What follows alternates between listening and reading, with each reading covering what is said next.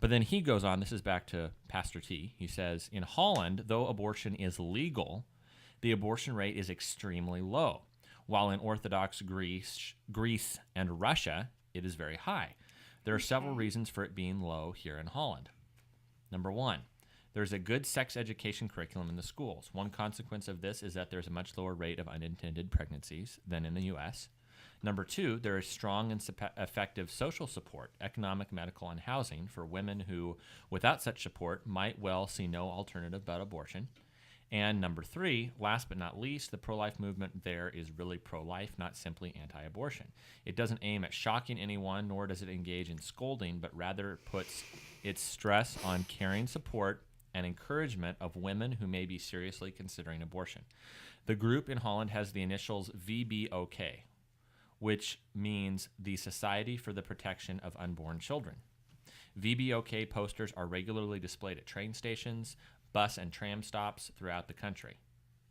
The photos used on the posters are of young women who clearly are struggling with a hard choice.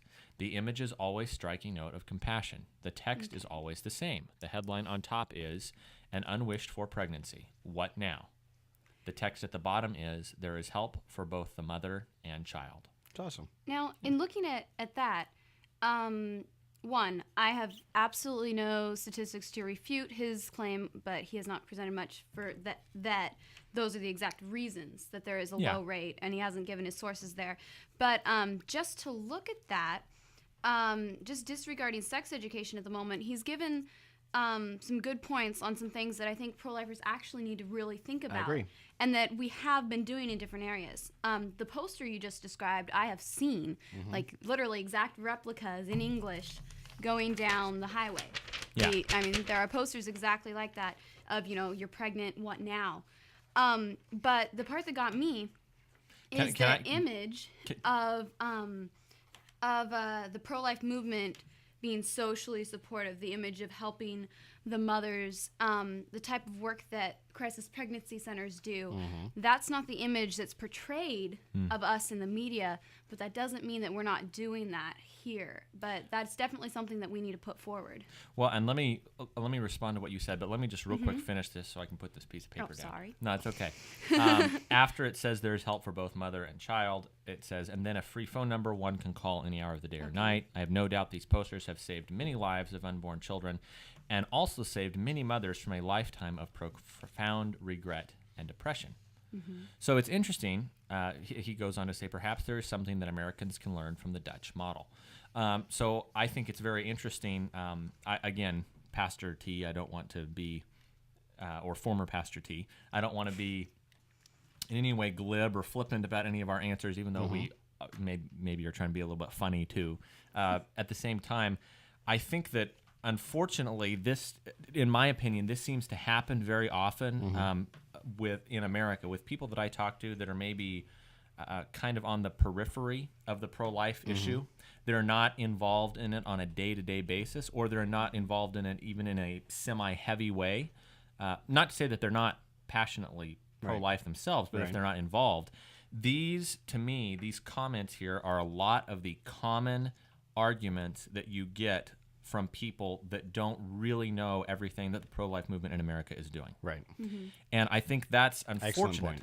I think that's unfortunate because in a large way, this version of the pro-life movement is a straw man. Yeah. And for those of you who are familiar with logical fallacies and everything, and I don't think, to be fair to former Pastor T, I don't think that he is meaning this in a way at all like that. But I think the media and a lot of publications and just the common perception is that the pro-life movement really only cares about the children until they're born, and after they're born, you're on your own. We're anti-abortion. We're not pro-life, and we don't help the women. When you look at what Liz was saying, crisis pregnancy centers. There's way more crisis pregnancy centers than abortion clinics, and crisis pregnancy centers they're free. They don't get paid anything. And not only do they not get paid, that's the big thing. Not only do they not get paid for it, but they also don't get any tax money from it. Exactly. So most of them don't. I think there might be a few that do. Well, maybe, but I'll put it this way. Maybe you know something that I don't, but I have never met a pregnancy care center director that gets any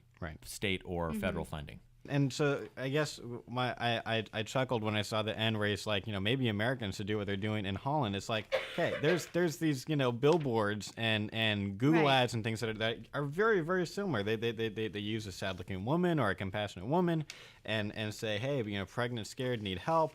There's our billboard now that's across the street from Planned Parenthood that it's a little bit different, but it basically has the message that it's not too late. We'll talk about that in a future show. And so, yeah, I think there are things that we're doing, and if people just knew some of the things that we were doing, it would help. And to be fair, like John was saying, not everybody knows the inner workings of the pro-life movement. There's definitely a media portrayal of people standing with graphic signs, and I know we've defended that, and I am completely for that, and I can give reasons for that. But there is this portrayal of pro-lifers standing in front of clinics with signs, yelling at women. Right. There's this stereotype that we have to overcome, and so a lot of people just assume that the stereotype is true.